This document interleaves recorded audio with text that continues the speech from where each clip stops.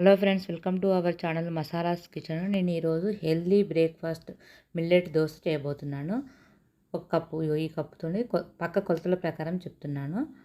ఒక కప్పు మినపప్పు తీసుకున్నాను. ఏ కప్పుతో అయితే మినపప్పు తీసుకున్నానో అదే కప్పుతో 2 కప్పు మిల్లెట్ తీసుకున్నాను. ఒక కప్పు మినపప్పు తీసుకున్నాను. ఏ కప్పుతో అయితే మినపప్పు తీసుకున్నానో అదే కప్పుతో 2 కప్పులు మిల్లెట్ కొర్రలు తీసుకున్నాను. ఇవి బాగా వాష్ చేసుకొని ఒక 3-4 టైమ్స్ బాగా వాష్ చేసుకొని వాటర్ పోసుకొని 4-5 అవర్స్ నానబెట్టుకోవాలి. తర్వాత హలో ఫ్రెండ్స్, మిక్సీ పట్టుకోవాలి. ఇలా నేను మిక్సీ పట్టుకొని పెట్టుకున్నాను. దోశ పిండి మిక్సీ పెట్టిన తర్వాత ఒక నైట్ అంతా ఫ్రిడ్జ్లో పెట్టేసి మార్నింగ్ టైంలో నేను దోశ ప్రిపేర్ చేస్తున్నాను. ఇప్పుడు ఒక గిన్నెలోకి తీసుకుంటున్నాను కొంచెం దోశ పిండి.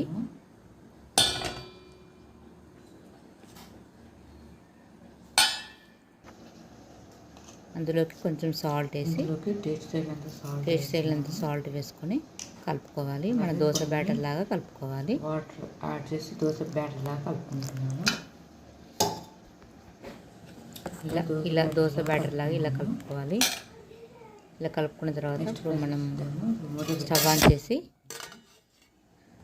ఒక 10 నిమిషాలు పక్కన పెట్టుకున్నాము. స్టవ్ ఆన్ చేసి ఇప్పుడు దోశ బ్యాటర్ ఇలా కలుపుకున్నాము.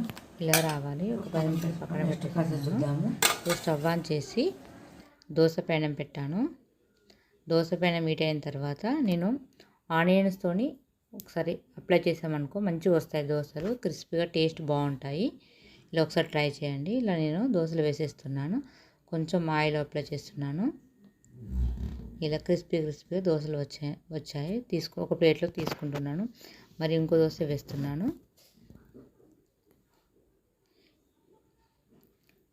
ఇంతే, tasty healthy breakfast millet dosa ready. దీనికి కాంబినేషన్ పల్లెల చట్నీ బాగుంటుంది, టమాటా చట్నీ బాగుంటుంది. నేను టమాటా చట్నీ ఉంది కాబట్టి టమాటా చట్నీతోని సర్వ్ చేసుకుంటున్నాను.